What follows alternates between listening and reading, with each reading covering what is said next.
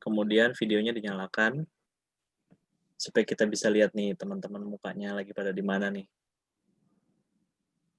Ya nih betul kata Bang Rivo. Ayo nyalakan videonya biar kelihatan wujudnya kalian.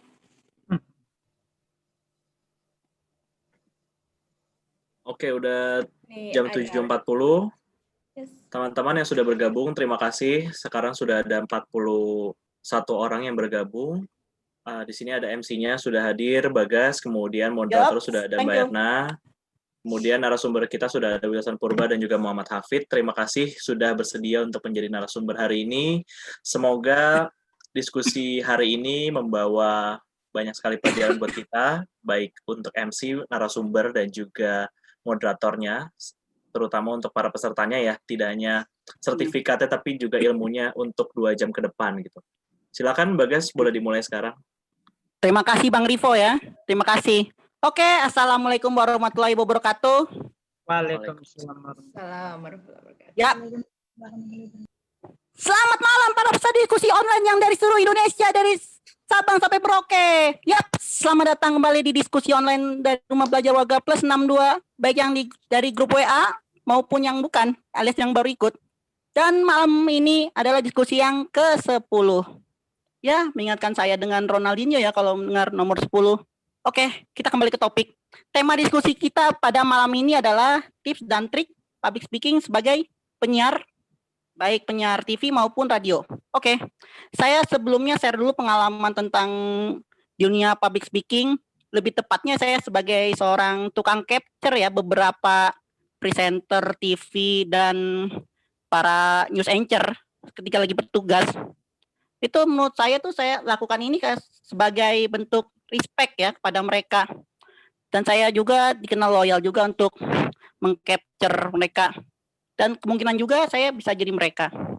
Oke, sebelum saya bacakan rundown-nya dan tata tertib di HP ini, saya mau sapa dulu nih moderator kita malam ini dan sekalian juga nyapain 2 narasumber kita. Di sudut moderator, seorang alumni Fakultas Kedokteran Hewan di Universitas Gadjah Mada.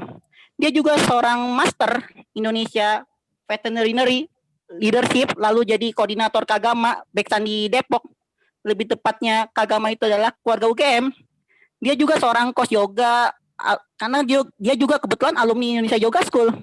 Kita sambut moderator kita, Mbak Erna Rahmawati. Assalamualaikum Mbak Erna. Thank you. Yuk, assalamualaikum Mbak. Yo. Apa kabarnya? Baik, siap. Oke. 2 cowok ganteng harus siapkan. Saya terasa dikecil gitu, kayak nggak dianggap gitu sama teman-temannya. Nanti posternya 2 gede, saya kecil. It's okay lah. Iya. Oke. Oke, makasih ya. Habis nyapa moderator, saya sekalian juga nih nyapa 2 narasumber diskusi kita pada malam hari ini. Dari sudut pemateri pertama kita, seorang jurnalis dan news anchor dari iNews. Dan bisa juga dibilang idola kaum hawa ya, bagi yang para peserta diskusi yang sering nonton dia di iNews Siang dan Special Report. Yap, kita sambut Bro Wilson Purba. Yo, selamat malam Bro. Selamat malam Bagas, terima kasih. Yo, apa kabarnya Bro? Selamat malam teman-teman semua, kabar baik. Selamat malam. Oke. Selamat malam ya. Oke, saya nyapa juga pemateri kita kedua. Seorang jurnalis dan presenter pengangkut air ya. Kalau saya sebutkan istilah komentator bola karena kebetulan dia juga seorang penyiar radio. Dia juga seorang jurnalis, presenter berita, bahkan redaktur di TVRI daerah stasiun daerah istimewa Yogyakarta. Yaps, kita sambut Mas Muhammad Hafid. Yo, assalamualaikum Bro. Ya, waalaikumsalam. Ya, apa kabarnya Mas Hafid? Mas di mana? Nah, Bang, Loh, kok nggak ada? Loh, Mas Hafid mana nih? Iya. Ya. Stand up ya. Mas Hafid apa kabarnya nih Mas? Baik, alhamdulillah baik. Doakan juga untuk Jogja supaya amin. Sama kapan-kapan saya kembali ke Jogja lagi nih untuk liburan ya kalau COVID-nya udah reda ya. Oke, saya setelah nyapa moderator sekalian pemateri alias narasumber, saya akan bacakan rundown dulu ya, saudara-saudara. Oke, yang sesi pertama pastinya ada sesi pembukaan bersama saya sendiri selaku MC. Terus sesi kedua dilanjut, yaitu saya akan ngoper ke Mbak Erna selaku narasumber untuk pembukaan diskusi sama pembacaan profil kedua narasumber kita pada malam hari ini. Oke, dan sesi ketiga, kedua narasumber akan saling-saling materi pada malam hari ini. Kalau dibilang debat kusir ya beda lagi ceritanya. Oke, lanjutkan dengan sesi keempat, diskusi tanya jawab pastinya. Terus sesi kelima ada closing statement dari kedua narasumber sama moderator akan bacain poin-poin diskusi kita. Terus sesi terakhir pastinya isi feedback Google sama pastinya foto bersama dong. Oke. Saya akan membacakan tata tertib juga diskusi kita malam hari ini. Yang pertama, selama diskusi berlangsung, tolong ya, selain MC, moderator, sama kedua narasumber, tolong dong mikrofon di Zoom-nya dimatiin. Oke? Terus apalagi sekitar peserta, ada yang setel FTP ku menangis, terus ada yang setel lagu-lagu di Spotify. Apalagi kalau ada tukang bakso, ada tukang nasi goreng lewat nih dekat rumah peserta. Lebih baik di-mute aja ya. Nah, terus yang kedua, tanggapan atau pertanyaan yang mau diajukan, tolong dong diketik di kolom chat ya. Curhat juga boleh, tapi berhubungan dengan topik diskusi kita. Kalau curhat masalah pribadi, jangan dong. Lebih baik ke Mama Dede. Oke, terus sesi ketiga, ini pasti nih kalau sesi ketiga seneng nih. Saat diskusi kelar, semua peserta di diskusi tolong wajib mengisi formulir Google. Dan pastinya ada foto bersama dong. Mau selfie boleh, mau gaya-gayaan boleh. Nah, yang keempat, yang kebetulan tidak ditulis ya. Biar diskusinya biar santai. Boleh dong sekalian diskusinya sambil nyemil kayak, sambil bikin minum minum kopi kayak, bikin teh kayak, bikin air minum. Yang penting diskusinya santai ya. Oke, daripada saya terlalu lama banyak omong di sini, saya akan oper dulu ke Mbak Erna nih selaku moderator buat sesi selanjutnya. Yuk, silakan Mbak Erna. Oke, thank you Bang Makago. Yes. Oke, thank you Kang Akan Capture kalau saya lihat. Baik, terima kasih untuk waktu yang diberikan. Terima kasih untuk Mas Wilson dan Mas Hafid, terutama untuk dua narasumber kita untuk hari ini. Thank you untuk teman-teman semua. Mungkin bagi yang bagian timur, mungkin ada di sini udah lebih dari jam berapa ini? Jam 8 lebih yang jelas. Kemudian terima kasih sekali. Halo Mas Wilson sudah hadir. Kemudian Mas Hafid. Kemudian yang jelas Bang Rivo Palepi selaku pendiri Ruang Belajar Warga 62. Terima kasih sekali memberikan waktu untuk kita, mau bekerja keras untuk kita, untuk tim ini. Kemudian saya akan memberikan sedikit informasi mengenai Ruang Belajar 62. Di sini setiap pekan kita akan mengajakkan sesi bersama diskusi terkait jurnalistik, pendidikan, dan literasi. Di sini tadi siang saya masih memberikan info kepada dua narasumber, 40 peserta, ternyata naik menjadi 60 lebih ya Mas Bagas. Jadi saya yakin ini teman-teman apresiasi sekali, apalagi ada dua narasumber yang ya, sudah saya sampaikan, saya seakan menjadi debu-debu intan di situ. Jadi dua narasumber yang gagah berani, kemudian saya kecil di bawah, tapi it's okay lah buat teman-teman. Saya mah ini ya, ikhlas istinya. Di sini mungkin teman-teman juga akan belajar tentang terkait malam hari ini terkait tip dan trik public speaking sebagai penyiar dan TV. Nanti kita akan bagi yang satu Mas Hafid terkait fokus ke radio, kemudian Mas Wilson akan fokus kepada di TV. Baik, untuk narasumber kita saya bacakan. Mas Wilson di sini merupakan jurnalis dengan kemampuan meliputi berbagai isu dan mengemas ke dalam skrip, video, dan podcast. Kemudian beliau adalah lulusan Universitas Indonesia, sarjana ilmu komunikasi tahun 2011 sampai dengan 2015. Jadi kita bisa membayangkan ya usianya tuh berapa gitu kira-kira. Kemudian beliau menjadi Ikatan Abang None Jakarta. Kemudian sebagai staf peneliti dan pengembangan mengelola aktivitas internal dan eksternal. Kemudian beliau adalah Kepala Divisi Sirkulasi dan Penjualan dalam majalah dalam dan luar negeri kampus. Beliau sekarang sebagai new presenter dan produser di iNews TV, kemudian sebagai editing dan dubbing script, kemudian sebelumnya pernah di mana Mas? Reporter dan produser di Era ID, kemudian sebelumnya juga tahun 2015 sampai dengan 2017 menjadi reporter di Metro TV. Baik, untuk yang kedua, narasumber kedua adalah Muhammad Hafiz Arafah. Beliau ini, yang pertama tuh langsung pantunnya yang kentara. Jadi Bang Bagas kalah ya nanti di sini patah tumbuh girang berganti. Nah, beliau lahir di Surya Indah 19 Mei tahun 94 di Riau. Kemudian merupakan anak kedua dari dua bersaudara.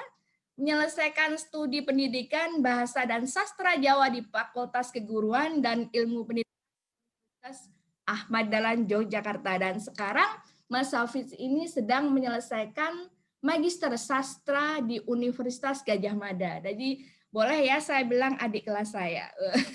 Beliau dari kecil sampai dengan sekarang aktif di berbagai, saya membaca biodatanya, aktif dalam berbagai istilahnya kalau ekstrakurikuler ya.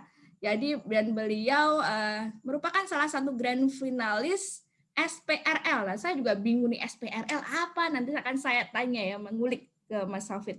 10 Ambassador tahun 2014, kemudian top 5 Duta HIV AIDS di Yogyakarta dan Duta Wisata Dimas Diajeng Bantul 2015. Kemudian grand finalis brand Ambassador dan Sahabat Larissa. Nah, mungkin Sahabat Larissa ini cukup terkenal di daerah Yogyakarta, Semarang, itu semacam kecantikan gitu. Nah, ini kemudian beliau Student Exchange Islamic of Kuala Lumpur.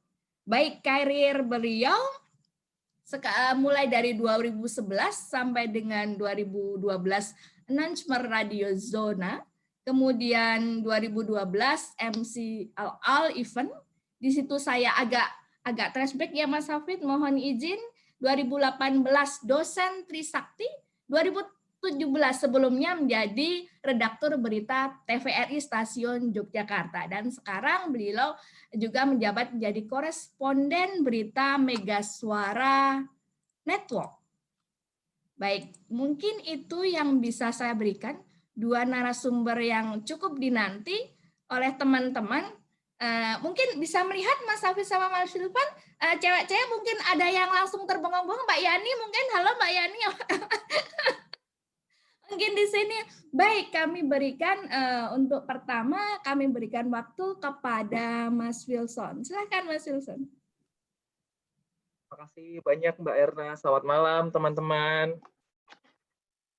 Tadi udah kenalan lah ya. Nanti kalau misalnya mau kenal lebih lanjut bisa hubungin aja. Kita langsung ke materi aja nggak apa-apa ya. Nah, ini aku bawain materinya. Bagaimana cara menyampaikan pesan agar mudah dimengerti. Ini baru bikinnya tadi pagi. Harusnya lebih, semoga menarik ya.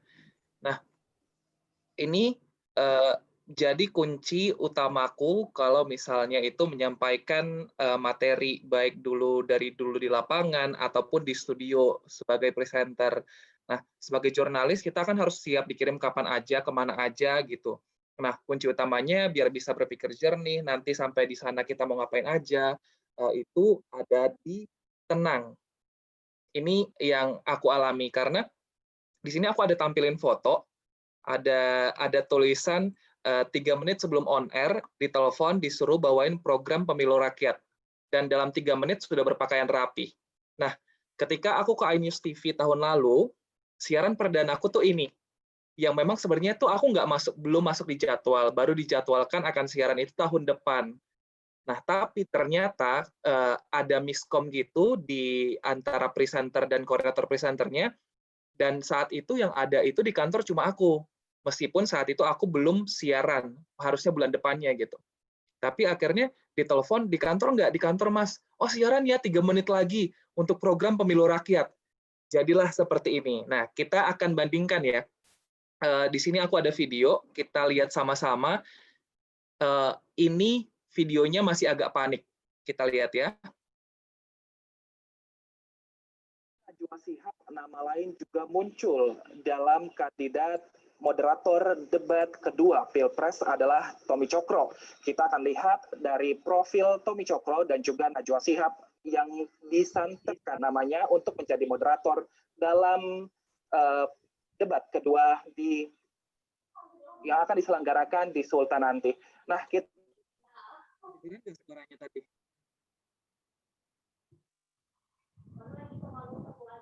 teman-teman, suaranya kedengeran nggak tadi? Jelas, jelas. Oh, jelas ya. Jelas kedengeran. Ini kedua profil dari. Nah, itu jadi siarannya ini kita tuh nggak pakai prompter. Jadi beneran kayak kita cuma di briefing sebentar langsung ini. Nah, hasilnya kayak gitu karena di situ aku belum tahu tipe programnya seperti apa dan materinya seperti apa karena memang seharusnya bukan aku yang siaran di situ gitu. Nah, itu tadi itu kelihatan kan bahasanya putus-putus, terus mukanya juga kelihatan ragu. Nah, tapi mulai bisa menenangkan diri itu di berikutnya. Di sini kita bandingkan sama sekarang ya. Ini juga masih tanpa prompter, tapi sudah lebih santai menyampaikannya.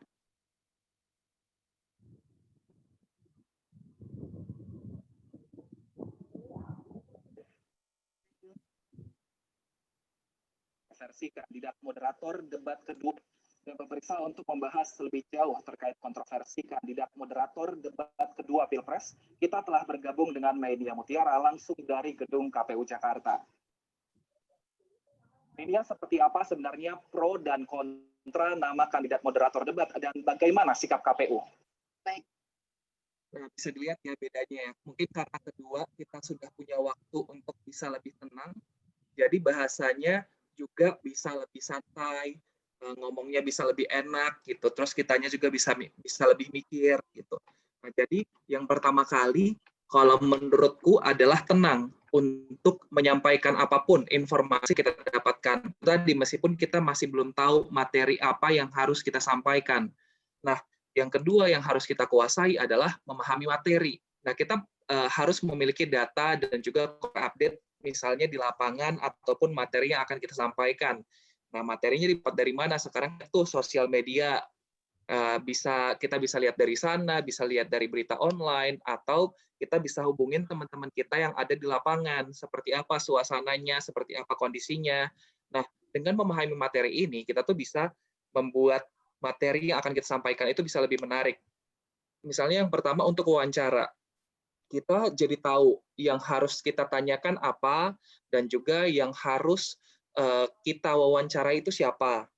Nah, yang kedua, berikutnya ketika live report, kita itu bisa menyampaikan datanya tuh akurat dan juga sesuai dengan kondisi lapangan. Nah, ketika kita paham materi, kita akan menyampaikannya dengan bahasa yang sederhana. Karena kan kita itu menceritakan itu kepada semua orang, jadi bahasanya tuh harus sesederhana mungkin. Misalnya kalau misalnya bawa ekonomi kan kita nggak ngerti tuh, iya neraca bergerak positif, nah itu maksudnya apa gitu kan. Padahal bilang aja kayak, oh iya angka rupiah naik gitu kan. Nah ini aku ada contohnya, ini aku pilih salah satu, ini yang aku pilih waktu di Metro TV dulu, jadi di sini juga kasusnya aku hampir sama yang kayak di iNews tadi. Cuma kalau yang di Metro ini, jadi aku yang liputan, terus aku yang presentasikan. Jadi aku paham apa yang akan kusampaikan gitu. Nah, cuma memang grafisnya dibantu oleh teman-teman di kantor. Kita lihat sama-sama ya. Ini untuk aku ambil contoh live report-nya ya. Perjuangan resmi mengusung Basuki Cahayapurnama sebagai calon gubernur DKI Jakarta 2017 mendatang. Apa yang menjadi pertimbangan PDIP memilih Ahok menjadi calon gubernur Jakarta? Wilson Purba akan memaparkannya untuk Anda. Silakan Wilson.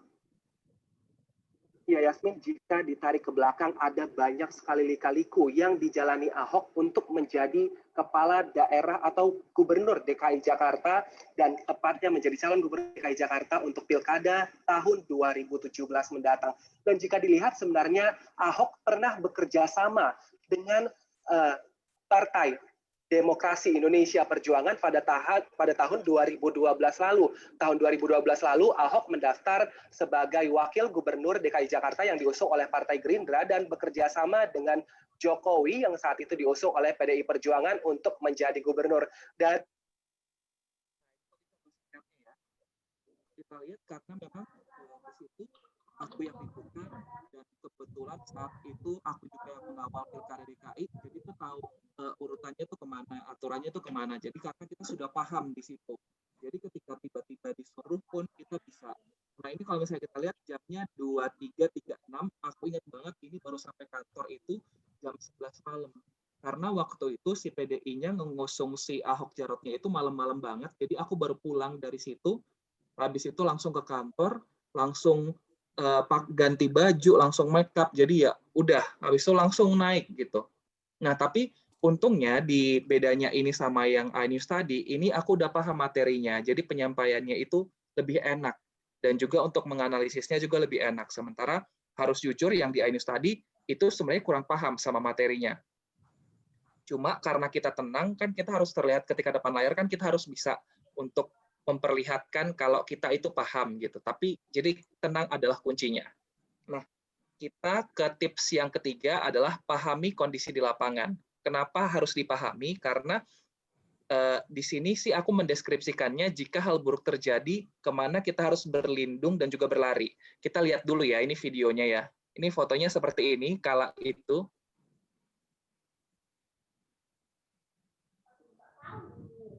Kami akan kembali memantau bagaimana situasi terkini di sekitar kantor Bawaslu di Jadi ini waktu demo kemarin. Bersama rekan kami Wilson Purba. Wilson, sejauh ini bagaimana situasi terkini di depan gedung Bawaslu?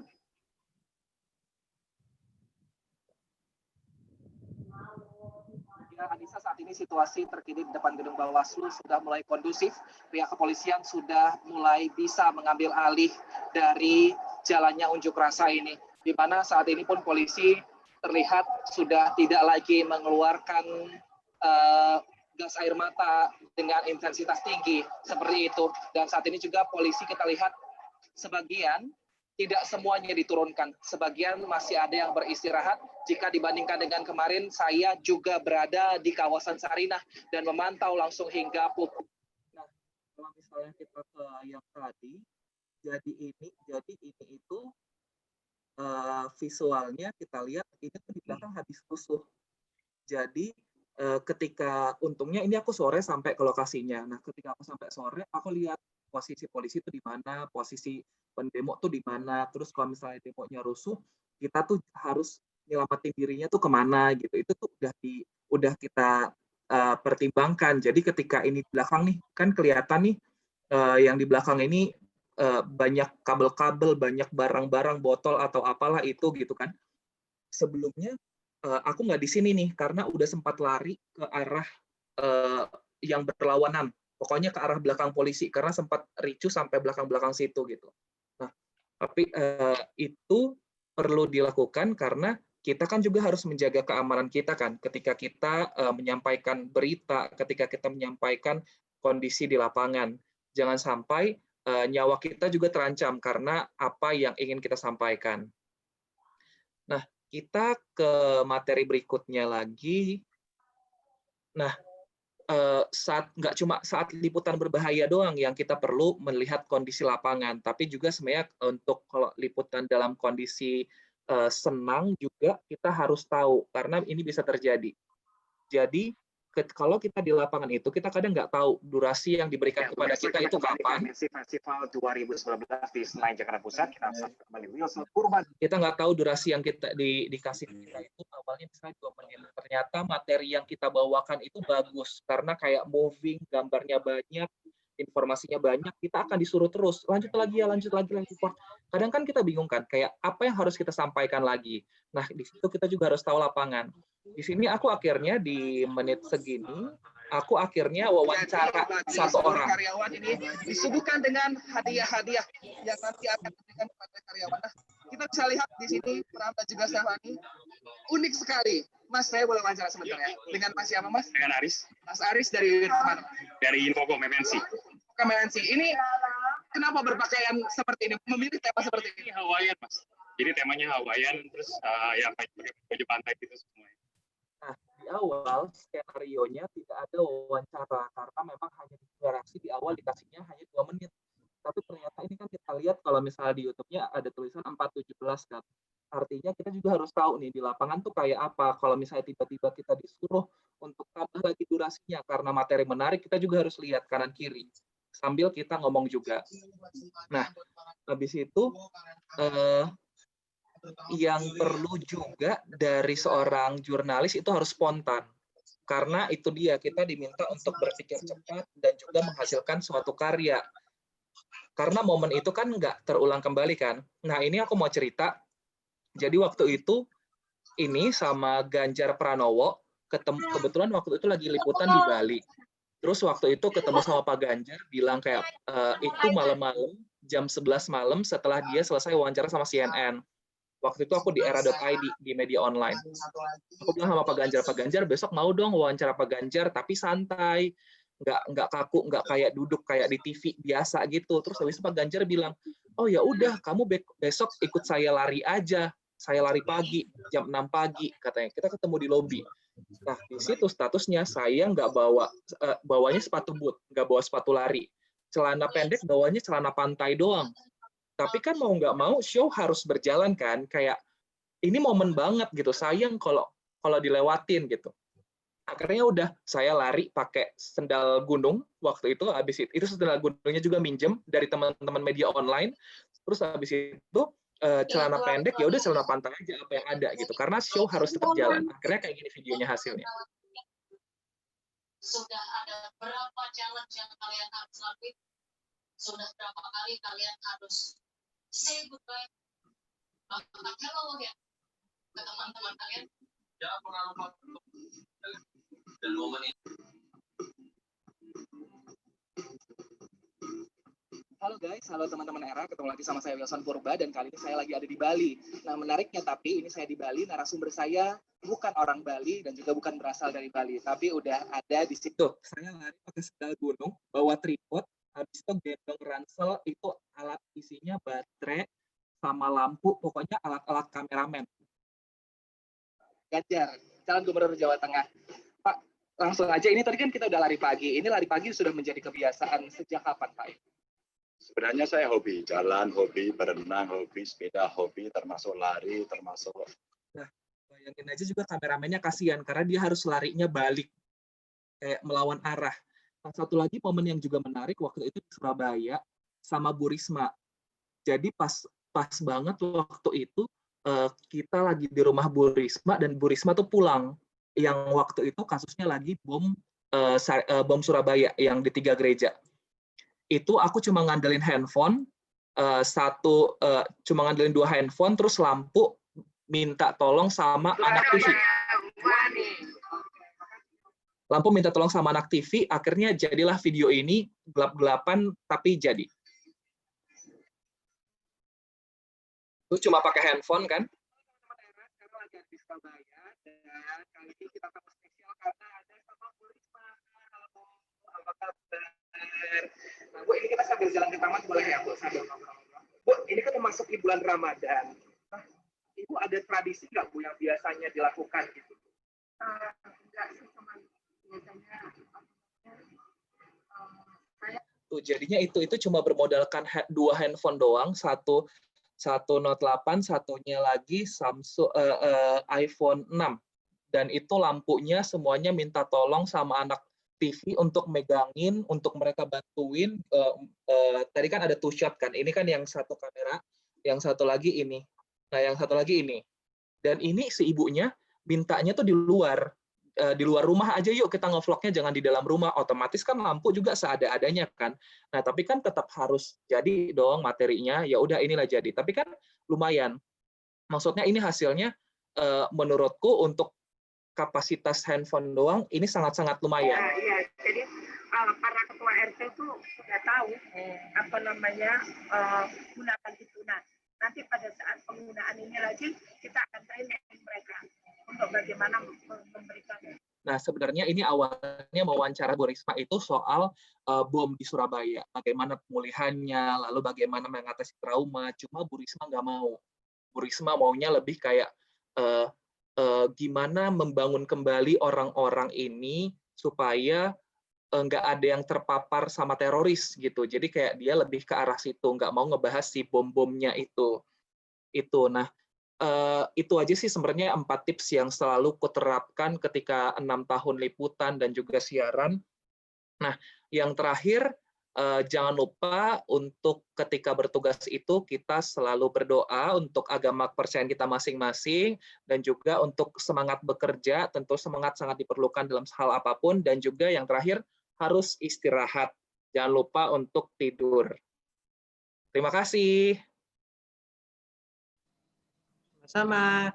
Thank you, Mas Wilson. Siapa tadi yang kayak gitu?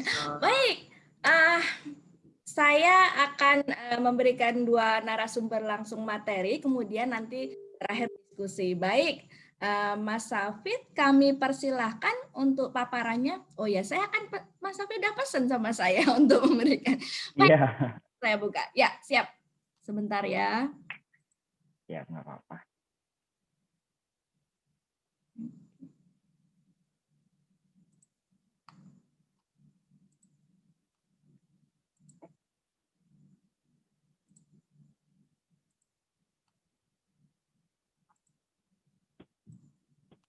Ya, sudah terlihatkah? Baik. Ya.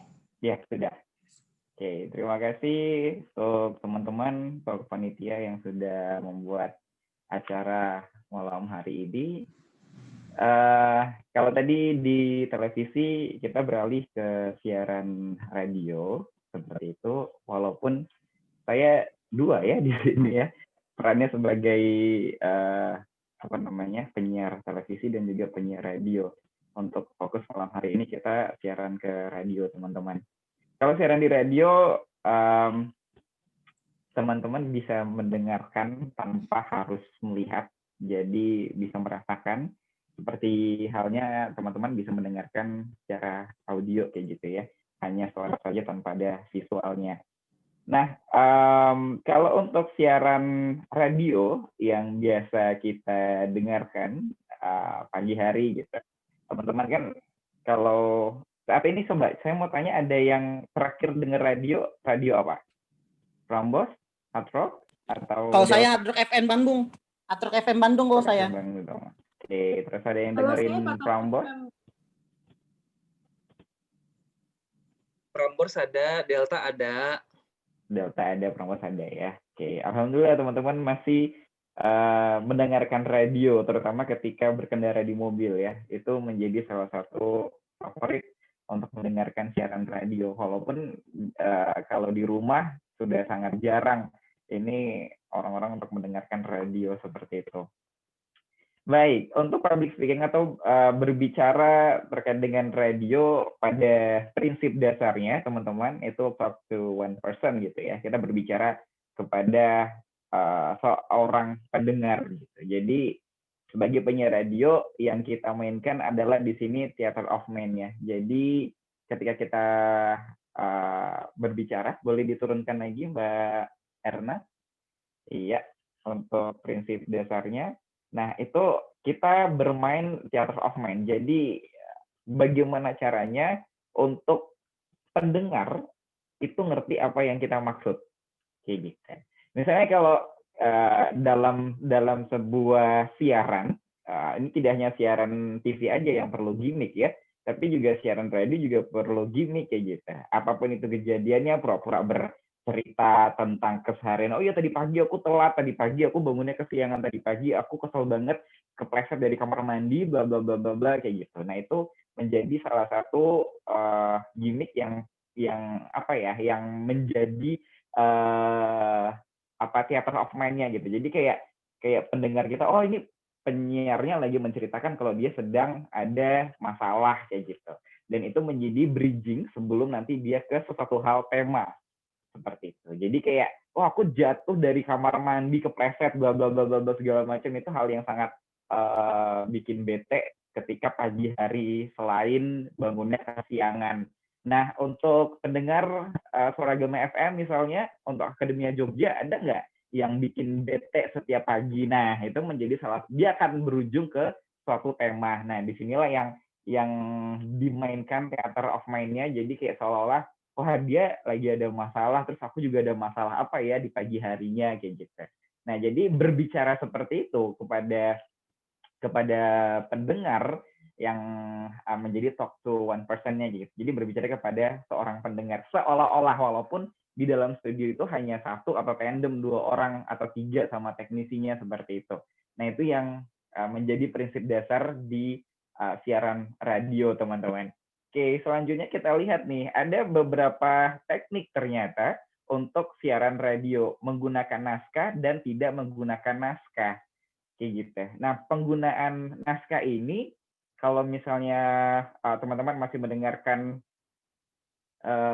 drama radio, sandiwara radio, kayak gitu ya, itu masih menggunakan naskah, terus juga talk show, kayak gitu, itu beberapa hal masih menggunakan naskah, kayak gitu, di radio dan tidak menggunakan naskah. Nah, ini biasanya penyiar-penyiar yang programnya program santai, request musik, dan sejenisnya seperti itu, dan itu tidak menggunakan naskah, lebih banyak improvisasinya kayak gitu. Jadi tema apa yang dikasih pada malam hari ini itu yang akan dibicarakan, dan itu sesuai dengan wawasan kita, sesuai dengan pengembangan yang masalahnya terkait dengan mahasiswa nih gitu, mahasiswa yang UTS-nya banyak tugas misal kayak gitu. Nah, itu kita bahas, dan kebanyakan kita improvisasi dan tidak menggunakan naskah kayak gitu. Jadi berbicara sesuai dengan tema, terus juga nanti kita ambil poin-poinnya, dimainkan untuk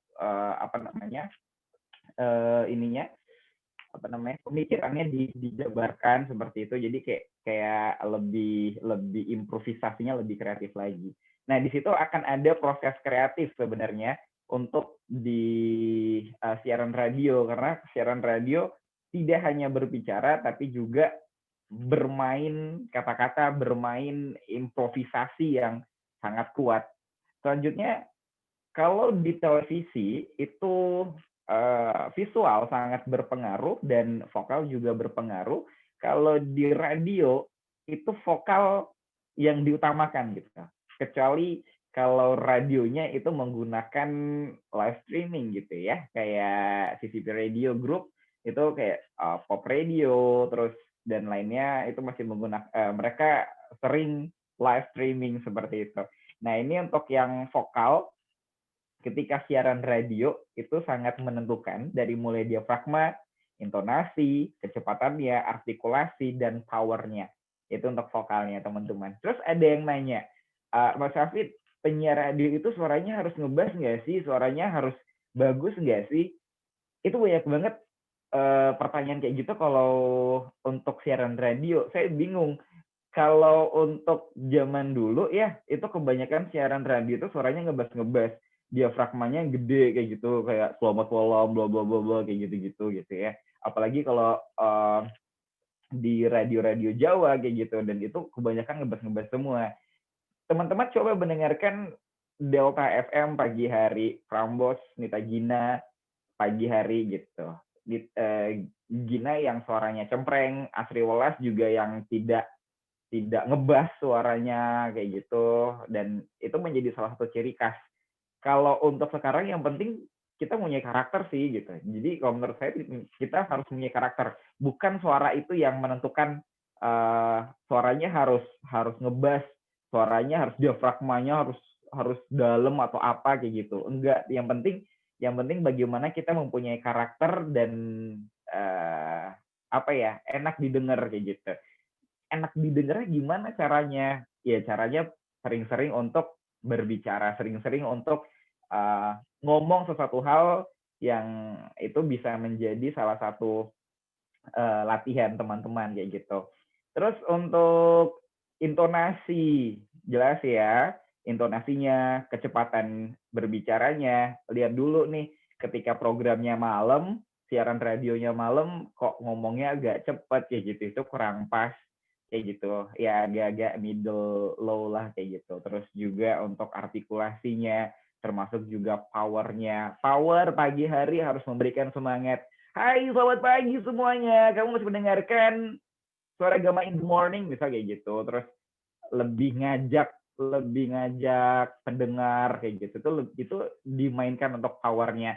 Terus malam hari nggak mungkin kan kita kayak memberikan semangatnya berlebihan untuk kayak pagi hari ngebangunin orang untuk ngembangin mood ketika akan berangkat kerja kayak gitu. Itu kan beda kayak gitu dengan malam hari. Malam hari orang lihat dulu nih psikologinya, malam hari itu udah capek banget, udah lelah, seharian meeting, seharian banyak deadline dan segala macam, malamnya udah mau istirahat nih jam 10, jam 11, jam 12. Nah, itu juga harus ngikutin psikologi dari pendengarnya. Nah, powernya yang dimainkan. Termasuk juga dinamika berbicaranya up and down-nya kayak gitu. Terus agar pendengar itu lebih nyaman sama kita kayak gitu. Jadi enak nih penyiarnya gitu. Jadi dia tahu dalam keadaan pendengarnya sedang saat ini tuh sedang apa tuh kayak dipahami kayak gitu. Terus juga wawasan dan percaya diri, teman-teman. Wawasan sangat perlu ya. Jadi apapun itu perkembangan teknologi, apapun itu perkembangan dinamika informasi saat ini harus diikuti, karena itu akan mengajak kita kepada pendengar untuk mengikutinya kayak gitu. Karena kita lihat begitu masifnya informasi di sosial media, Instagram, Facebook, YouTube, Twitter, dan segala macamnya. Nah, salah satu media mainstream, radio, ini juga menjadi salah satu yang harus mengikuti up-to-date pemberitaan atau informasi yang saat ini sedang berkembang seperti itu. Jadi wawasan seorang penyiar radio ini juga harus diasah terus, harus diupdate terus setiap harinya. Dan juga percaya diri. Nah, untuk teman-teman yang mungkin agak kurang percaya diri dengan suaranya, untuk saat ini saya menginfluence agar percaya diri, karena apapun karakter suara kita itu bisa dijual, tergantung bagaimana kitanya kayak gitu. Sekarang aja coba deh teman-teman bisa mendengarkan, bisa melihat juga di YouTube, apapun itu bisa jadi reporter, bisa jadi journalism netizen kayak gitu, terus bisa bikin podcast kayak gitu. Nah, itu keterbukaan dari semua media dan teknologi itu sudah memberikan ruang, tergantung bagaimana kitanya untuk mengarahkan ke sana seperti itu. Jadi kalau misalnya teman-teman tidak ingin membuka dirinya dan kurang untuk percaya diri, akan susah untuk melatih bahwasannya kalau saya ini punya bakat untuk ke sana, saya bisa. Siapapun itu akan bisa menjadi seorang penyiar radio, penyiar televisi, tergantung dari kepercayaan diri teman-teman semuanya. Seperti itu. Sedikit dari saya, semoga bermanfaat. Nanti kita bisa discuss seperti itu, diskusi di sini. Yang mau ingin ditanyakan boleh terkait dengan siaran radio. Terima kasih. Baik, terima kasih Mas Safit atas paparan. Baik, Bapak Ibu, saya kok jadi Bapak Ibu, adik-adik, adik-adik Mas. Bagi semua, dari Mas Wilson dan Mas Safit sudah kita dengarkan paparan mengenai dari Mas Safit. Ada beberapa poin yang saya ulik dari terkait ketenangan. Mas Wilson bisa belajar yoga sama saya berarti ya. Oke. Inhale exhale loh, itu saya banget loh. Kemudian ada pemahaman tentang pahami materi. Kemudian di sini pahami kondisi lingkungan yang harus dimanapun kita berada. Kemudian apalagi yang satu? Adakah yang ketinggalan, Mas Wilson? 1, 2, 3, 4 sudah oke. Kemudian dari Mas Safit beberapa hal terkait prinsip dasar di situ ada talk to one person, jadi berbicara kepada para pendengar. Kemudian di sini bagaimana kita terkait vokal yang penting terkait karena kita menyiarkan di radio. Jadi kita benar-benar melalui telinga kita yang berbicara. Dia terkait diafragma, intonasi, kemudian speed-nya, artikulasi, dan power. Baik, para teman-teman, mungkin ada karena saya tadi screen, jadi saya akan mencoba di sini adakah yang ingin bertanya. Wah, ternyata sudah banyak. Penggemarnya banyak sekali di sini, jadi saya cukup tenang, pertanyaannya sangat banyak di sini. Saya harus mencet sampai scroll paling atas. Oke. Baik, di sini kita akan masuk ke diskusi. Di sini saya akan mencoba membaca pertanyaan pertama dari Mas Abdul Majid. Di sini mau tanya, bagaimana cara kita tampil di depan orang banyak? Terkadang aku tuh sudah menguasai materi, namun di depan umum buyar semua, ngeblank. Kemudian, bagaimana solusi biar percaya diri? Apalagi sebentar lagi aku mau skripsi. Loh, skripsi. Ini mau minta solusinya Mas Wilson. Loh, Mas Wilson loh yang ini. Pada Mas Hafid juga. Nanti berarti tadi terkait percaya diri Mas Hafid. Oke, silahkan Mas Wilson. Nah, Mas Abdul Majid, yang paling penting itu percaya diri. Memang untuk menjadi percaya diri itu nggak instan. Harus dilatih memang. Bagaimana cara kita melatih percaya diri? Kita sering ngomong sama orang. Misalnya kita ngobrol sama keluarga kita aja yang dekat. Apa yang mau kita sampaikan gitu. Ngobrolnya bukan ngobrol yang ngalor ngidul gitu misalnya ya, tapi ngobrolin misalnya kayak Mas Abdul Majid kan mau skripsi. Misalnya skripsinya membahas mengenai perkembangan media digital. Bilang aja sama keluarga kita, Bang, Kak, boleh nggak dengerin? Aku mau latihan gitu. Karena kan keluarga kita itu pasti akan membantu kita untuk berkembang. Kalau misalnya seandainya Mas Abdul Majid mungkin lagi ngekos sendiri, minta ke teman-teman kosan, kalau misalnya mereka nggak mau, latihan sendiri di kamar depan kaca. Sudah menjadi umum kan, itu kita harus beneran spare aja waktu, misalnya setengah jam sehari untuk latihan ngomong depan kaca. Nah, kalau memang itu misalnya sudah kita lakukan, tahu-tahu ternyata pas kita mau presentasi atau kita mau tampil, itu ada panic attack namanya, yang kita kayak bingung, kok kita udah paham nih, tapi ternyata kok kenapa tiba-tiba buyar, tiba-tiba hilang. Nah, kayak kata Mbak Era tadi, inhale dan exhale, tarik nafas, keluar nafas, tarik nafas, keluar nafas. Karena mengatur pernafasan itu juga bisa bagus, mungkin Mbak Erna lebih ngerti nanti ininya ya secara teorinya, tapi bahkan kalau misalnya aku aja nggak mau susah tidur malam, itu aku tarik napas panjang, hembuskan lagi panjang, itu selama 4 kali aja, kita tuh udah bisa mulai enak gitu loh badannya, pikirannya udah nggak banyak, dan ya udah bisa aja gitu tidur.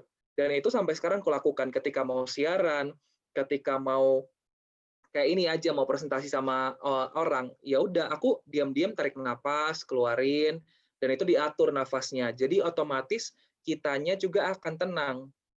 Gimana caranya? Dilatih sih Mas, pelan-pelan, itu lama-lama pasti bisa kok. Pasti bisa, dan semuanya nggak ada yang instan, Mas Abdul Majid. Jadi kayak semuanya harus pelan-pelan, percaya sama prosesnya, dan jangan malu untuk berlatih. Ketika orang bilang kayak, ngapain gitu, malu-maluin ngomong sama orang nggak jelas gitu, biarkan aja mereka kayak gitu, karena kan ini buat diri kita gitu, untuk diri kita maju. Ketika mereka ternyata ngomong kayak gitu, berarti mereka tidak ingin diri kita maju. Ya kita bodo amat, ya udah kita jalanin aja, latihan aja gitu. Oke, makasih. Sudah cukup Mas Abdul Aziz? Saya curiga loh, sebenarnya ini bukan terkait skripsi, mungkin ada yang menyatakan cinta ke siapa di antara ini ya. Bisa juga kok, berlaku juga lagi. Iya kan? Iya. Baik. Beneran mau skripsi nih, lagi nyusun skripsi emang sih. Iya, percaya. Oke, dari Nur Febriana Sari. Oke, siap. Bagaimana menggunakan kalimat improv saat kita melakukan wawancara? Nih, untuk Mas Wilson juga sepertinya.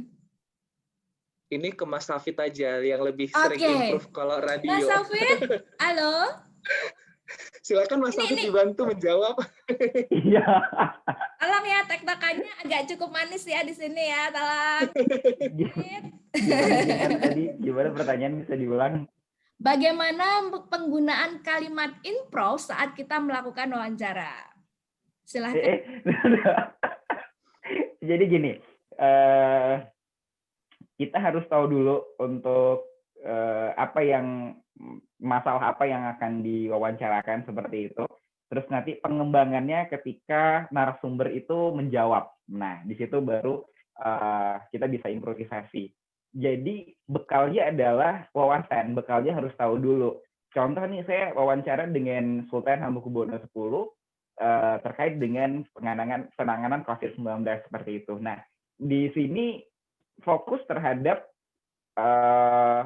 penanganan di rumah sakit seperti itu. Terus juga masyarakatnya. Nah, di situ kalau kita mempunyai bukan improv ya, maksudnya ketika lagi wawancara punya pemikiran sudut pandang lain, ya udah langsung tanyakan aja gitu. Jadi kayak kalau misalnya COVID-19 ini juga berdampak sama ekonomi ya, berdampak juga sama pariwisata. Nah, pariwisatanya seperti apa? Sedangkan pendapatan asli daerah di DIY itu PAD-nya kebanyakan dari sektor pariwisata. Nah, Sultan bagaimana untuk menyikapi hal tersebut? Nah, nanti banyak lagi improv yang lainnya. Di situ akan terjadi improvisasi pertanyaan ketika narasumbernya itu memang ngasih jawaban dan itu masih menimbulkan pertanyaan lagi kayak gitu. Nah, itu akan otomatis akan timbul gitu. Tapi tergantung kitanya juga gitu sebagai penanya. Kalau memang udah stuck di situ ya udah selesai aja kayak gitu. Seperti itu sih. Oke, siap. Terima kasih Mas Cakrakan. Loh, bener nggak? Cakrakan. Ikan? Iya. Coba ditamat-tamati, cari googling Cakrakan. Oke, dari Dana pertanyaan untuk Mas Wilson. Nah, jangan mengelak, tolong. Sebagai seorang news anchor dan reporter dituntut untuk selalu memiliki informasi terkini karena setiap saat kita diminta untuk meliput dan melaporkan secara spontan. Bagaimana mensiasati ketika materi yang kita kuasai, kita sampaikan tidak kita kuasai? Nah, untuk Darna ini mungkin tidak setiap saat kok kita diminta secara spontan. Itu spontan itu yaitu sesekali doang, nggak setiap saat. Nah, bagaimana kita mensiasati ketika materi yang kita sampaikan tidak kita kuasai? Kalau kuasai itu kan artinya kita paham betul dari awal sampai akhir. Nah, tapi kan mungkin kita nggak paham nih dari awal sampai akhir, tapi kita ada kata-kata yang tahu.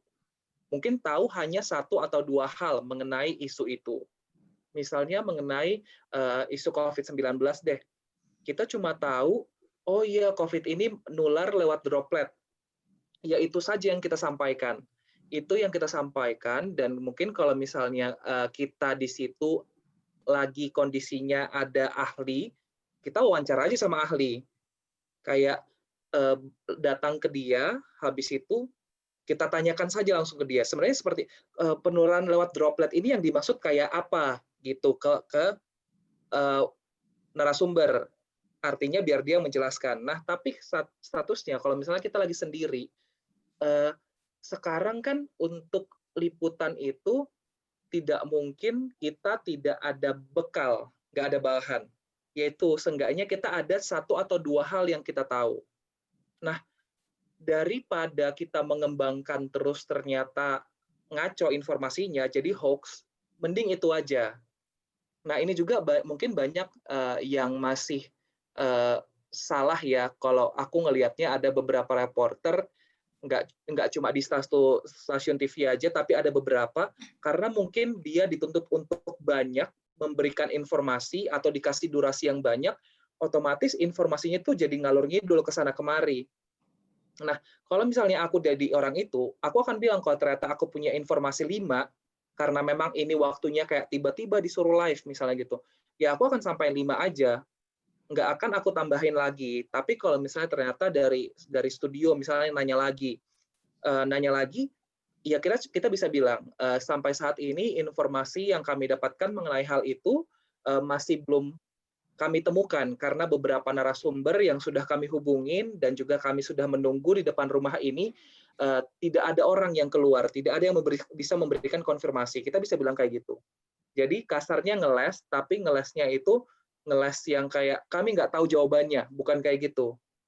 Tapi bisa kami masih menunggu jawabannya, kami masih belum mendapatkan konfirmasi dari pihak terkait, kayak gitu. Jadi seenggaknya nggak menguasai terhadap suatu materi itu wajar mungkin.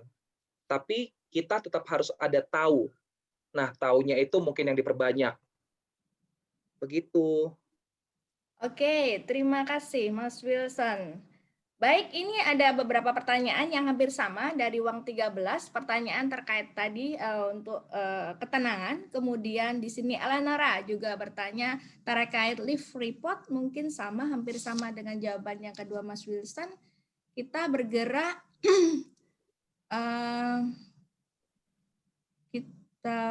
Mayang Sari pun sama, hampir sama ya terkait kondisi bagaimana secara spontan kita. Oke. Sekarang saya akan beralih ke Vincent. Halo Vincent. Hai Ade. Selamat malam. Mau tanya ke Kak Wilson. Saat melakukan wawancara apakah tidak selalu bersama kameramen?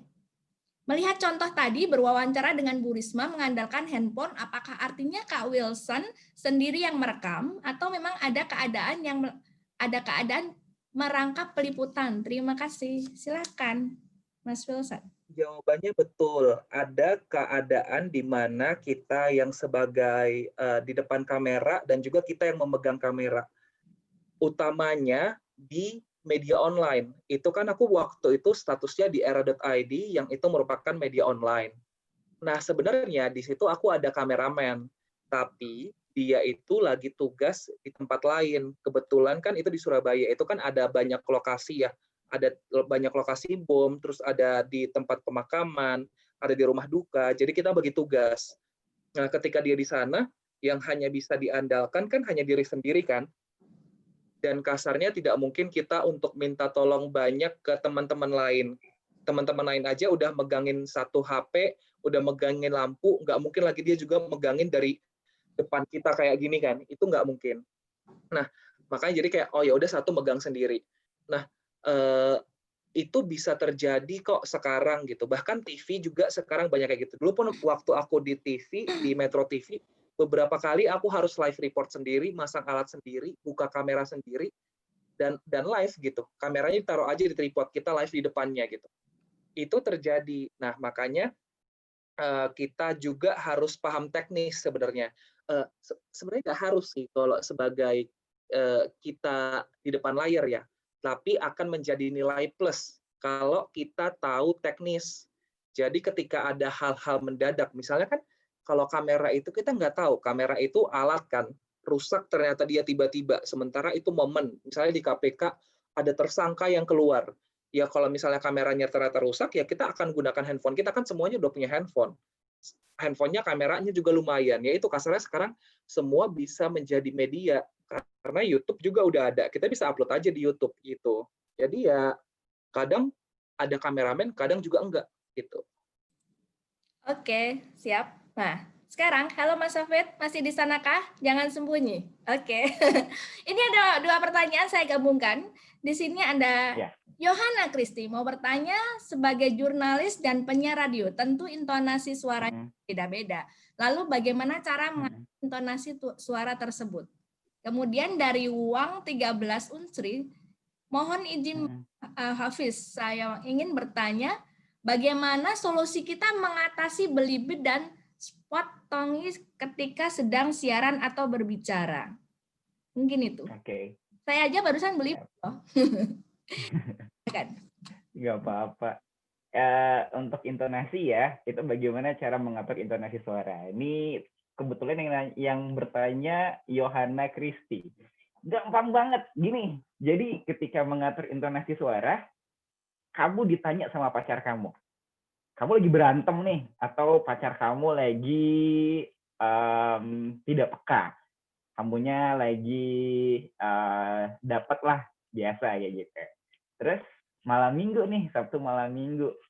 Terus cowok kamu ternyata lebih milih main futsal daripada ngajak kamu jalan kayak gitu. Terus kan kamu ngambek nih, ditanya sama pacar kamu, yang kamu ngambek ya? Kamu jawabnya apa? Nggak apa-apa kok. Nah, di situ. Jadi kalau intonasinya nggak apa-apa kok, itu kira-kira tepat nggak? Nah, jadi untuk memainkan intonasi, jadi apa kontennya apa, nadanya seperti apa, kayak gitu. Jadi pitch-nya seperti apa, quality control suaranya seperti apa. Nah, itu juga mempengaruhi. Kalau misalnya dijawab, kamu ngambek ya gitu. Enggak kok, aku nggak apa-apa. Seolah-olah kayak kamu memang tidak akan terjadi apa-apa kayak gitu. Memang kamu nggak ngambek, padahal aslinya kamu ngambek kayak gitu. Kenapa nggak langsung ngejelasin, yang kamu ngambek ya? Iya, aku ngambek. Emang kenapa? Nah, itu kan ada beda tuh. Oh, berarti dia memang beneran marah. Nah, seperti itu untuk intonasi ya. Terus sedikit lagi ini apa sih tadi? Belibet. Nah, belibet. Kalau belibet dalam ilmu bahasa kan linguistik ya, itu ada fonologi kayak gitu, ada fonetik juga. Jadi tergantung dari alat ucap kita untuk belibet itu. Beberapa orang ada yang tidak bisa menggunakan, bukan nggak bisa menggunakan, tapi cedal gitu ya, R gitu. Terus salah ngomong, agak susah untuk menyebutkan sebuah artikulasi yang vokal atau yang huruf konsonan kayak gitu.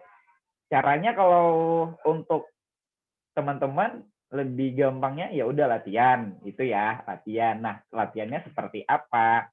Dari mulai humming misalnya, terus yang melatih untuk lidahnya, contohnya kayak gitu. Terus A, I, U, E, O kayak gitu. Terus senam wajah, senam lidah. Nah, itu juga untuk mengurangi belibet. Tapi usahakan untuk tidak belibet. Itu supaya lidah kita juga tidak kesleo, tidak kesana kemari kayak gitu. Apalagi ya? Terus sering-sering berbicara. Jadi gini, ada naskah itu jangan ngebatin gitu. Karena apa-apa dikit-dikit ngebatin gitu ya. Jangan.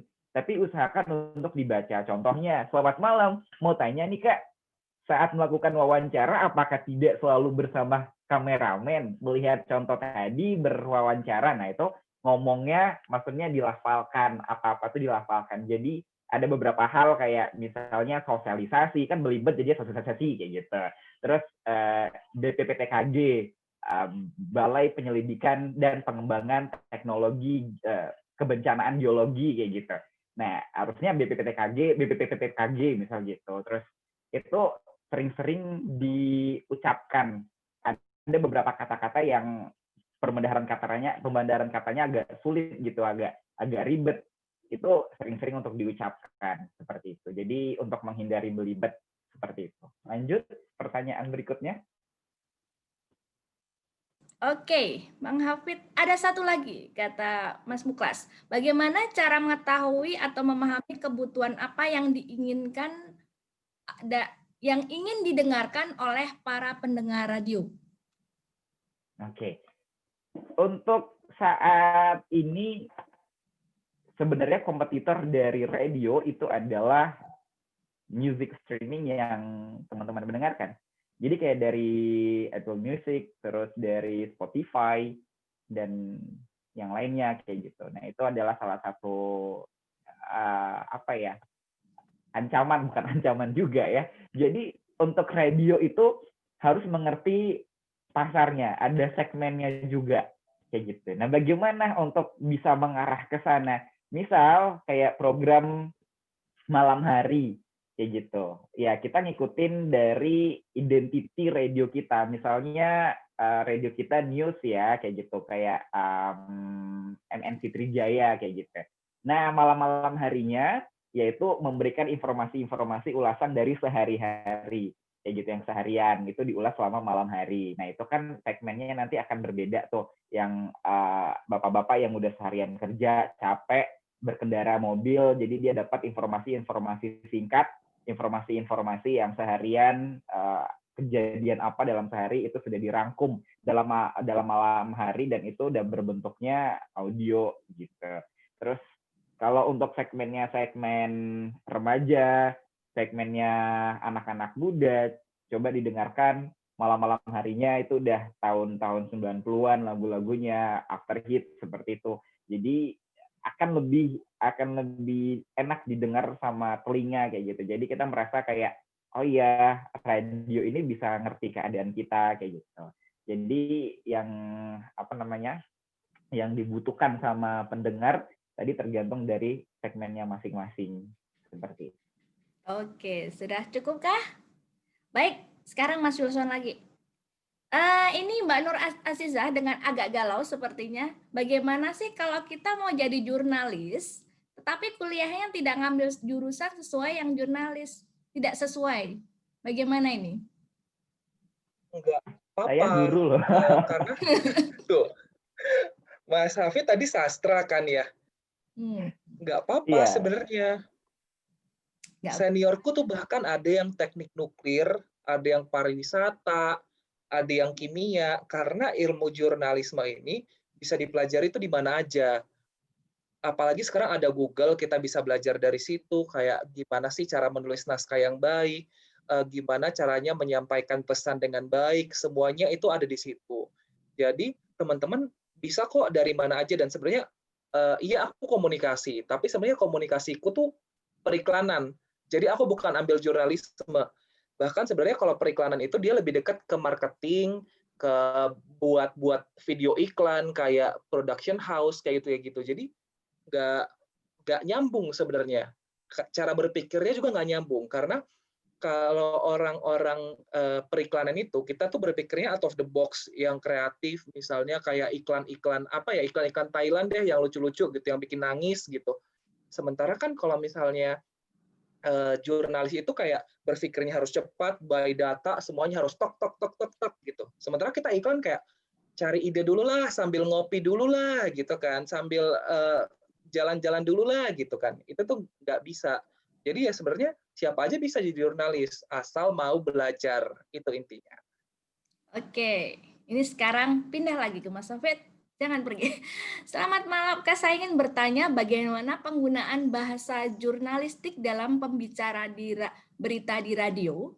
Apakah bahasa jurnalistik yang digunakan sama dengan yang digunakan di televisi? Dan saya juga ingin bertanya durasi maksimal dalam membawa berita di radio itu berapa lama? Dan untuk pembuatan naskah berita radio itu kira-kira berapa paragraf? Nah, ini sepertinya jadi penyiar radio nih Mbak Lastri. Silahkan. Gini, untuk naskah radio sama naskah televisi, lead dan isi beritanya sama ya. Seperti itu. Yang ngebedain itu untuk yang medianya daring, yang medianya online.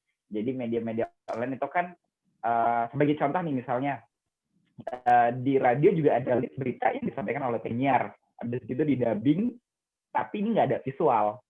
Nah, itu yang ngebedain kayak gitu. Jadi bermainnya audio semua. Ketika dijadikan naskah dan media online, nah ini yang bedainnya tuh di situ. Ketika teman-teman baca detik.com dan sebagainya, itu kutipan dari narasumber dari penulis naskahnya itu sudah dibikin menurut Sultan bla bla bla bla bla bla segala macam. Nah, nanti akan ada kutipan lagi wawancara dari Sultannya, jadi double gitu kan. Nah, itu yang nggak bisa dibacakan sama penyiar radio kayak gitu. Jadi kayak double gitu ngomongnya kayak gitu. Jadi itu harusnya memang sudah diedit dan dijadiin satu dari sebuah naskah. Jadi untuk naskah beritanya, kalau untuk durasi tadi tergantung dari masing-masing radionya. Kalau di televisi ada news sticker-nya gitu ya, di bawah ada news sticker, jadi beritanya singkat padat, sama aja. Di radio juga ada flash news juga, beritanya singkat-singkat aja gitu, yang 30 detik juga ada, yang 20 detik juga ada kayak gitu, terus yang 1 menit juga ada, tergantung dari masing-masing beritanya. Untuk laporan juga dari masing-masing radio itu juga bisa di-cut, ya main cutting dulu, udah dikirim filenya, dipotong, oh ini kepanjangan, di-cut terus digabungin lagi kayak gitu. Nah, tadi tergantung dari masing-masing radio. Jadi durasi ya bisa 1 menit, bisa 2 menit seperti itu. Oke, ada satu lagi. Banyak sekali pertanyaan, tapi saya harus mensortir.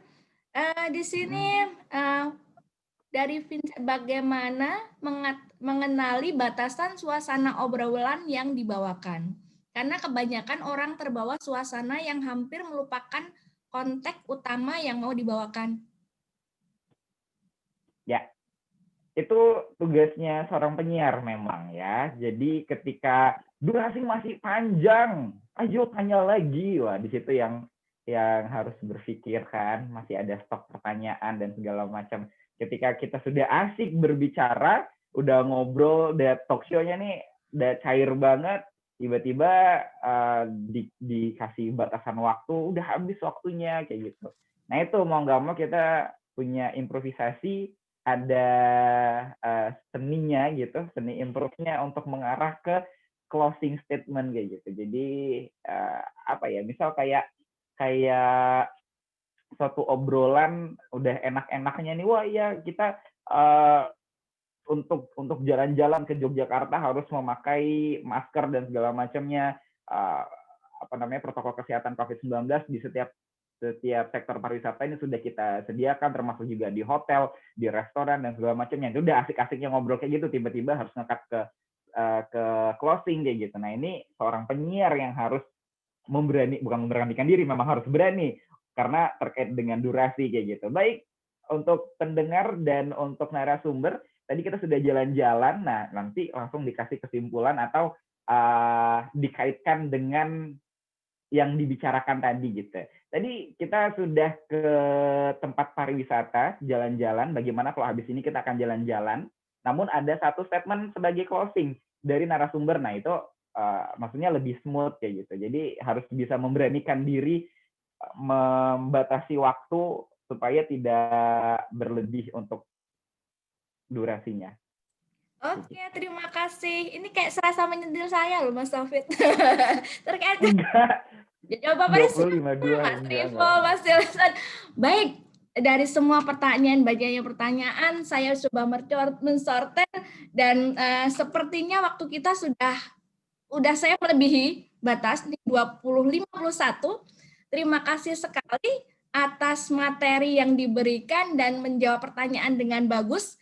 Saya ingin meminta kepada dua narasumber kita, Mas Wilson Purba dan Mas Muhammad Hafiz Arafah, untuk memberikan closing statement. Pas sekali kan?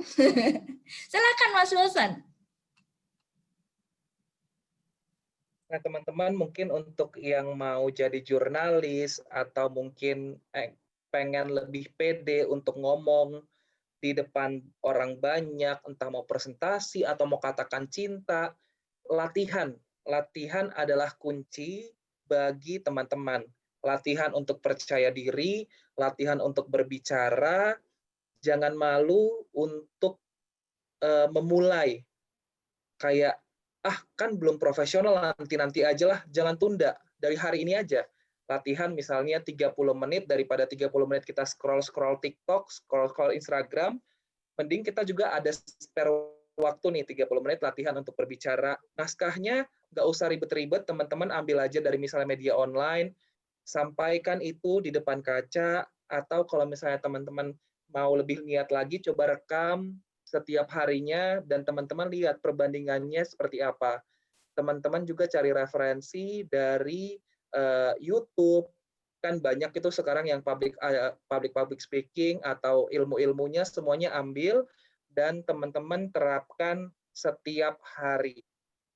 Itu aja. Semangat ya teman-teman ya untuk latihan semuanya, mau yang jadi jurnalis, mau yang jadi public speaking, mau skripsi tadi si Abdul Majid, semangat semuanya. Oke, terima kasih Kakak Wilson Purba. Sekarang kita ke Muhammad Hafiz Arafah. Terima kasih Mas Wilson. Silakan Mas Hafiz. Iya, untuk teman-teman, saya juga berpesan tetap semangat untuk melatih kepercayaan diri kalian. Ini menjadi salah satu soft skill yang sangat luar biasa. dan tidak hanya di dunia jurnalis saja, tetapi juga semuanya ya, di PR, guru.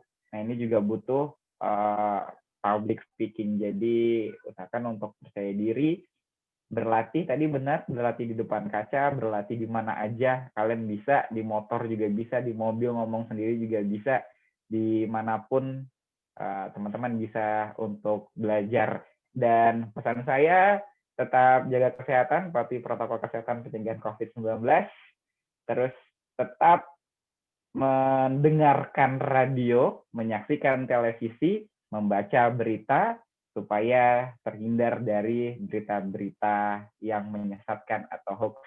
Doakan juga untuk saudara-saudara kita di Sleman, daerah istimewa Yogyakarta, yang saat ini sudah masuk siaga 3 untuk Gunung Merapi. Jadi semoga di DIY tetap aman di tengah COVID-19. Di Sleman terutama daerah istimewa Yogyakarta masih harus melawan lagi gitu, harus tetap semangat untuk kondisi saat ini yang begitu melelahkan. Kayak gitu teman-teman. Terima kasih kesempatannya yang diberikan, tetap semangat. Baik, terima kasih Mas Wilson dan Mas Hafid. Demikian acara untuk sharing materi dan diskusi kali ini.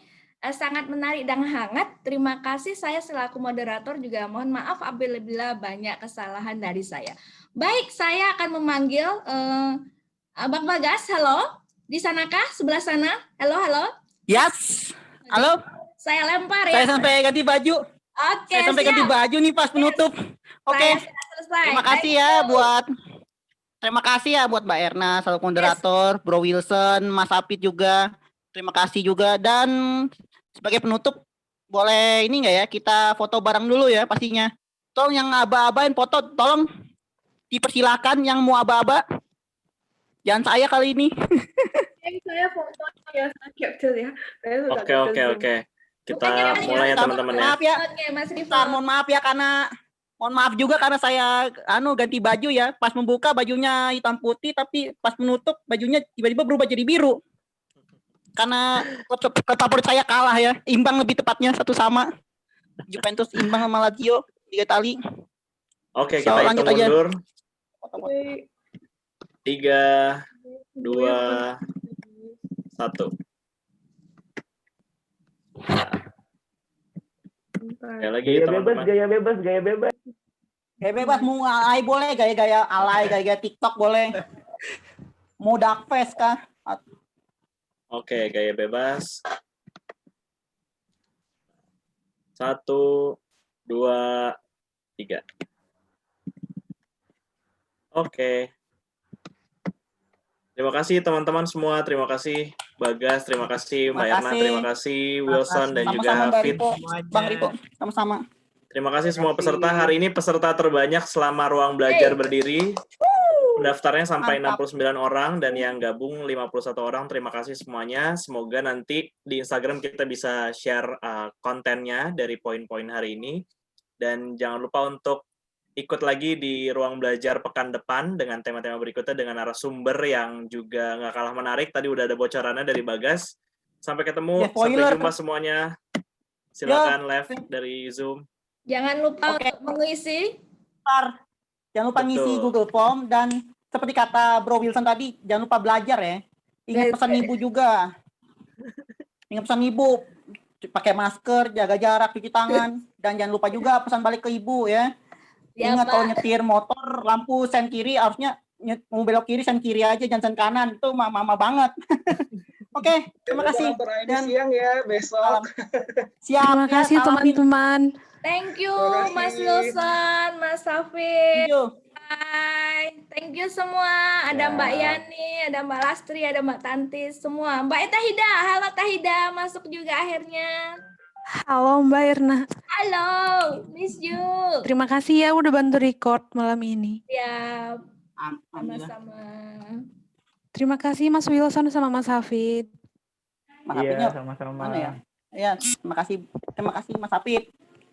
Thank you, Nisma, Nindi. Siapa lagi di situ semua? Ini udah thank you tapi pada nggak live ya. Nggak mau Mas, ini nggak mau. Pokoknya Oh, sambil ngopi dulu nih. Safit keluar baru kita rusuh. Saya masih lama keluarnya, ntar aja. loh. Ya udah berarti kita nunggu. Ini jomblo semua Mas. Coba dilihat satu-satu mukanya. Alhamdulillah saya udah ada gandengan, alhamdulillah. Enggak nanya kamu sih, saya itu coba Mbak Fitri. Coba tanya Fitri, Dwi, Mas Apri, coba Mbak Nur Anissa, coba satu-satu tanya. Jomblo semua ini Mas. Senang Jupe gagal menang, waduh. Makasih semuanya. Saya live dulu ya. Yuk. Ya. Ya, nggak apa-apa, yuk. Terima kasih ya. Ya, terima kasih, Kak. Jangan lupa ngopi. Mau nanya dong, boleh nggak? Apa? Tanya apa, Pak? Silakan. Jangan jomblo, Pak. Kalau jomblo. Apa? Tanya siapa yang jomblo di sini? Tanya siapa lagi nih? Siapa yang nanya nih?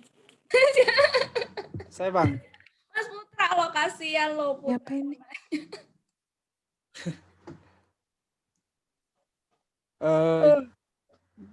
Boleh nanya nggak?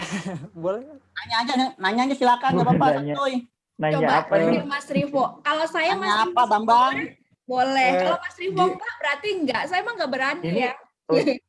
Ini udah ditutup kan? Ini ini kan bentar lagi kan udah mau lulus. Terus jurusan yang ditempuh saat ini kan komunikasi penyiaran di UIN Makassar. Terus rencana mau daftar itu jadi jurnalis. Apakah syarat terima di stasiun televisi ya? Apakah harus ada sertifikat penunjang atau apakah begitu? Ini kode apa gimana ya Mas? Sertifikat pelatihan. Rasanya. Mas Putra dijawab, Mas. Yang penting kamu dapat sertifikat dari ruang belajar. Tanda tangan Mas Rivo loh, besar tuh. Tanda tangan. Banyak di MNC, daftarnya di MNC. Hayo rebutan tuh. Kalau di MNC kan ada itu tuh, ada di Makassar kan ada MNC Biro Sulawesi Selatan di Makassar. Reporternya di sana ada Nana Jamal yang sering, satu lagi siapa gitu namanya Melati, siapa gitu lupa. Kalau sertifikat sih sebenarnya tidak wajib. Tapi kalau ada ya silahkan, akan mendukung kok. Ya itu kan urusan HRD ya sebenarnya. Tapi mereka juga pasti akan masuk dalam penilaian sih sebenarnya Mas Muklas. Ya, makasih Mas. Cukup. Sama semangat. Udah bisa live sekarang, udah agak lega. Iya ya. Kalau enggak nanti nggak kelar-kelar ya. Terima kasih teman-teman. Saya izin live duluan ya. Besok soalnya mau kerja lagi pagi. Siaran ya, siap. Semangat ya. Semangat bro. Besok dadah. Terima kasih sudah hadir. Bye. Semoga bertemu lagi. Dadah. Yo, see you di siang ya. See you. Bang Bagas. Yuk, ambil ngopi. Makasih. Izin live juga ya. Gua izin live juga ya. Izin live dulu, mau nonton bola dulu, nanggung. Liga Inggris. Siap. Ayo live saya tunggu ini. Siap. Baru mau nutup aku. Mas Rivo, terima kasih. Rivo ininya, foundernya Rivo. Sama Ya, teman-teman yang ada punya Mas beberapa Rivo. teman-teman bareng. Basecampnya di mana Rivo? Kalau saya sih di Jakarta. Cuma ini dari 2 bulan lalu kita bikin online aja, dari sekedar grup WhatsApp sih, sampai akhirnya Berdirinya ada. baru 2 bulan yang lalu. Baru 2 bulan. 3 ya. Ini gelaran ke-10 sebenarnya. Jadi 10 minggu ya, 2,5 bulan gitu. Keren. Ya Mas Jadi Rivo. Kalau misalnya udah nggak musim Zoom lagi gitu, webinar terus gimana? Lanjut Sebenarnya aja terus. kita tetap lanjut di tahun pertama ini rencananya online, tapi kalau kita bisa bikin pertemuan-pertemuan offline sih akan sangat baik ya. Jadi kelihatan aja dari 3 bulan ini juga beberapa teman yang main ke kota lain tuh udah saling ketemu gitu Mas gitu. Jadi bisa jadi jaringan yang luas nantinya gitu. Betul.